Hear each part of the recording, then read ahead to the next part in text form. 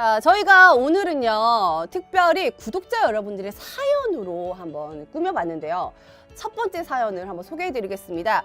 브라질리언 왁싱을 하는데 어느 날 거울을 보니 외음부 피부가 많이 어두워졌더라고요. 처음에는 그냥 그런가 보다 했는데 점점 심해지는 느낌이에요. 원장님, 어떻게 이거 왁싱 때문일까요? 네, 사실 이런 고민을 말씀하시는 분들이 적지 않은데요. 네. 이제 요즘에는 뭐 위생적인 목적이든 미용적인 목적이든 왁싱을 상당히 많이 하시잖아요. 아니에요. 맞습니다. 그러다 보니까 이제 지속적인 자극과 마찰이 전해질 수밖에 없고, 그래서 그 부위에 색소 침착이 생길 수가 있는데, 또 왁싱을 하면 털이 없어지잖아요. 네. 그래서 그 색소 침착이 또 너무 눈에 띄어서 이렇게 사연자분처럼 고민을 말씀하시고 병원에 내원하시는 분들이 상당히 많거든요. 그래서 이거는 앞에 말씀드렸던 그 레이저를 통해서 아주 효과적으로 이제 미백을 할 수가 있는데, 평균 3회 정도를 하시기는 하지만 좀 유지 기간을 길게 하고 싶으시거나 아니면 조금 더 밝게 하고 싶어서 2, 3회 정도 더 하시기도 하고요. 또 사실은 이제 미백을 하는 건 어렵지 않은데 이 원인이 되는 게 제거가 되지 않으면 다시 색소 침착이 생길 수 있기 때문에 미백 시술과 함께 더불어서 반영구적으로 제모가 될 수 있는 제모 레이저를 같이 병행하기도 합니다. 그러면은 그 레이저를 하면서 브라질리언 왁싱을 하면서 색소 침착 미백 관리를 같이 또 받으면은 더 좋겠네요. 맞습니다. 레이저를 2개를 동시에 받으시는 거죠. 그 다 네. 선생님이 해주시는 거죠? 네, 그럼요. 제가 직접 다 해드립니다. 그리고 제가 좀 궁금한 게 개인적으로요. 제 친구들 중에서 이제 임신을 해가지고 임신 중인데 이게 유두의 색소 침착이 조금 심해져가지고 좀 고민인 친구들이 많이 있더라고요. 그래서 임신 중에도 이런 시술이 좀 가능한지 그게 좀 고민이라고 하더라고요. 어떻게 가능해요, 선생님? 네, 가능합니다. 오. 사실은 임신 중에는요, 유두뿐만 아니라 피부 곳곳에 색소가 좀 잘 생길 수가 있거든요.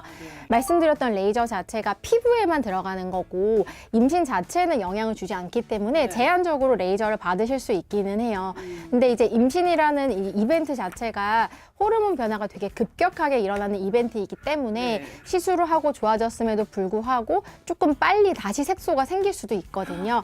그래서 제 생각에는 출산까지 다 마무리를 하고 이벤트가 완전히 끝난 다음에 시술을 받으시는 게 좀 더 낫지 않을까 하는 생각이 들기는 하고요. 결혼은 하셨지만 현재 어떤 임신 계획이 뚜렷하지 않으시다고 하면은 시술 받으시면 좋으실 것 같아요. 오히려.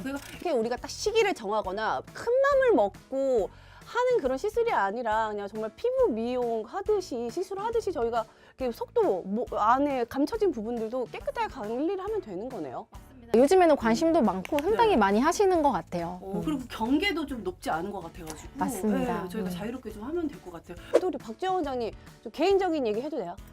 또 우리 말씀하셔도 자녀분들 돼요. 계시잖아요. 그렇죠, 결혼하셔가지고. 있죠. 맞습니다. 그런 원장님께서 이렇게 말씀을 해주시니까 더 믿음이 가고 임신하신 분들도요 그냥 편하게 오셔가지고 아름다움 계속 유지하시면 될 것 같아요. 그리고 전 좀 궁금한 게 근데 이거 토닝을 하면은 이게 미백을 하는 거잖아요. 미백도 하고 이게 그 완전히 깨끗해지는 거야? 정답부터 말씀드리면 거의 가능해요. 네. 그래요? 너무 좋죠. 네. 사실 외음부 미백과 유두 미백부터 먼저 말씀을 드리면 사실 이 외음부라는 곳은 좀 특수한 구조예요. 왜냐하면 질 점막과 가까이에 있는 그런 특수한 부위이기도 하고 유두와 유류는 또 일반 피부와 다르게 원래 색소가 있는 부위이긴 하거든요. 그래서 레이저를 했을 때 이게 하얗게 만드는 게 목적은 아닙니다. 그건 아니고 레이저를 하고 나면 이제 분홍빛으로 돌아가는 건데 색소 침착이 있는 분들도 원래 이렇게 진하진 않았어요. 어릴 때는 다 이제 분홍빛이잖아요. 그래서 원래의 색깔을 찾아간다라고 생각을 하시면 될 것 같고요. 얼굴을 포함해서 이제 몸에 생긴 색소 침착의 경우도 토닝으로 하얗게 만든다기보다는 원래 내 피부톤 정도로 많이 밝게 만들어서 육안적으로 그 착색이 구분되지 않도록 하는 게 목적이라고 보시면 될 것 같아요. 제가 지금 원장님 말씀을 듣고 혼자 상상을 좀 했는데 그렇죠. 우리 유두 부분이 미백해서 하얘지면 이상하잖아요. 맞아요. 그쵸? 분홍색으로 근데 되면은 뭔가 좀 예쁘기도 하고 만족스럽죠. 그러니까 이게 하얘진다라는 개념보다는 원래의 색으로 돌려준다. 그것도 자체도 너무 신기하고 너무 예쁠 것 같아요. 저 1번으로 해주실 건가요? 당연하죠. 언제든 오세요. 그냥 해주실 거. 방송에서 확답을 받아야지. 좋습니다. 자, 그럼 바로 한번 두 번째 사연도 있거든요. 두 번째 사연은요. 40대 여성분이 사연을 보내주셨고요. 외음부 수술로 좀 고민을 하고 계신다고 해요. 이거 좀 고민되잖아요. 아무래도 수술이라고 하면은. 자, 두 번째 사연 한번 전해드릴게요. 저는 소음순이 비대칭이라 신경이 쓰여요. 예전에는 몰랐는데 시간이 지나면서 늘어지고 불편해졌어요. 특히 꽉 끼는 옷을 입으면 자꾸 쓸리고요. 가려울 때도 많아요. 이런 경우 외음부 수술을 하는 게 정답일까요? 요즘에 사실 소음순 수술 되게 많이 하시거든요. 그래서 네, 제가 설명을 드리기 전에 먼저 모형을 보면서 이 외음부의 구조에 대해서 설명을 드려볼게요. 네. 자, 모형을 보시면 이 바깥에 보이는 게 대음순이고요. 그 안쪽에 있는 게 소음순, 그리고 음핵. 아래쪽에 질이 있고요. 그 위에 요도 입구가 있습니다. 이 소음순 같은 경우는요. 요도 입구와 질을 보호하는 한 쌍의 날개 같은 구조물이고 네. 소변을 봤을 때 소변이 퍼지지 않도록 모아주는 역할을 합니다. 그리고 소음순 바깥쪽으로 이렇게 살이 통통하게 있는 부위가 대음순인데요. 대음순은 이제 외부의 충격으로부터 외음부를 보호하면서 완충작용을 하는 구조물이라고 보시면 될 것 같아요. 이 부위에 여러 가지 목적으로 성형수술을 하게 되는데 그걸 총칭해서 외음부 성형수술이라고 이야기를 합니다. 네, 수술을 하는 목적은 사실 크게 두 가지라고 보시면 될 것 같아요. 첫 번째는요, 기능적인 부분의 개선입니다. 사연자분에서 말씀하셨던 것처럼 이제 소음순이 너무 비대하고 늘어지면 쓸리기도 하고요. 옷을 입었을 때 되게 끼어서 불편하실 수 있거든요. 눈이 신경 쓰이거든요. 맞습니다. 여성분들. 아프거나 자극이 많이 되니까요. 그리고 또 이제 늘어난 소음순에 분비물이 많이 끼어서 가렵거나 좀 냄새가 난다고 느끼실 수도 있어요. 그리고 대음순도 마찬가지로 너무 늘어나다 보면 땀이 막 차면서 습해지기도 하고 습진이 생겨서 가려우실 수도 있거든요. 이렇게 기능적인 부분에 문제가 있으면서 본인이 불편감을 느끼면 그걸 개선하고자 성형수술을 하게 됩니다. 그리고 두 번째 목적은 아무래도 성형이잖아요. 네. 뭐니 해도 미용적인 부분의 개선이죠. 사연자분이 앞에서 소음순이 처음에 비대칭이 있었다고 했거든요. 네, 크지 않더라도 비대칭이 너무 신경이 쓰인다든지 아니면 모양적으로 이뻐지고 싶을 때 수술을 할 수가 있겠고 대음순도 이제 나이가 들면서 너무 탄력이 떨어지다 보면 이제 처지거든요. 네. 그런 걸 개선하기 위해서도 이제 수술을 할 수 있겠습니다. 그러니까 지금 이 사연자분께서 소음순 수술, 성형수술 말씀하셨는데, 그러니까 설명해 주신 걸로 하면 이 부분인 거죠. 이 바깥에 날개처럼 보이는 데가 소음순이고 여기 바깥에 있는 통통한 부분이 이 대음순이에요. 아니 근데 저는 사실 소음순 수술은 들어본 적이 있거든요. 근데 대음순 수술까지 해서 예쁘게 이렇게 탄력적으로 만든다라는 거는 너무 좋은 정보인데요? 맞습니다. 오. 되게 많은 분들이 그거로 되게 스트레스를 많이 받으세요. 앞에 나왔던 왁싱도 살짝 나왔지만 네. 왁싱하면 또 되게 잘 보이거든요. 그러다 보니까 내가 이렇게 모양이 이랬구나 해가지고 상담하러 오시는 분들도 적지 않습니다. 근데 이게 아무래도 수술이다 보니까요. 환자분들이 이게 통증이 아프지 않을까? 걱정하시는 분들 계실 것 같은데 통증은 어때요?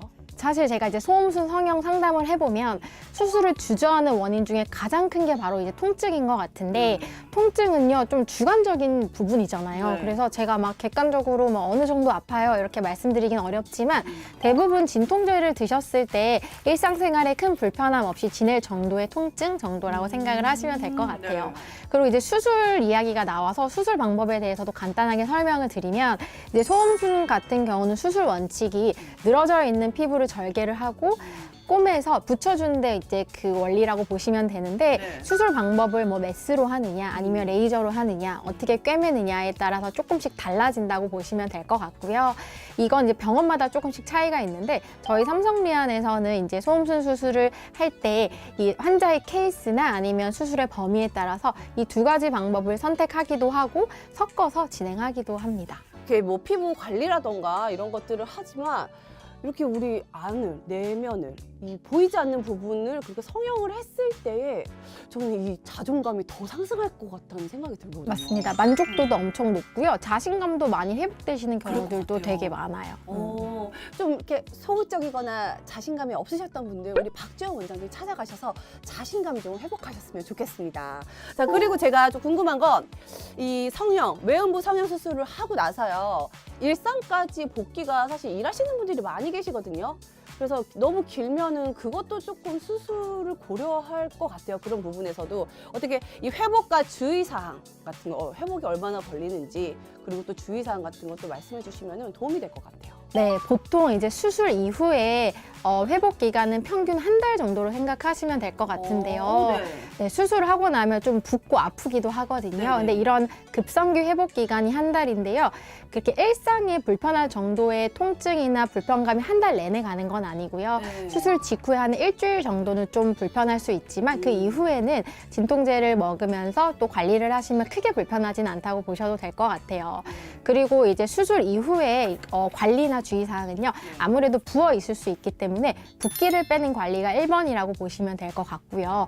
또 아무래도 외음부 수술을 했기 때문에 네. 외음부에 좀 자극이 많이 가는 뭐 자전거를 탄다거나 뭐 네. 승마 같은 걸 한다거나 이런 것들을 포함해서 심한 운동은 한 달 정도는 좀 주의하시거나 멀리 하시는 게 좋거든요. 네. 그리고 보통 소음순 성형을 하시면 가장 많이 하는 게 이제 좌욕을 많이 합니다.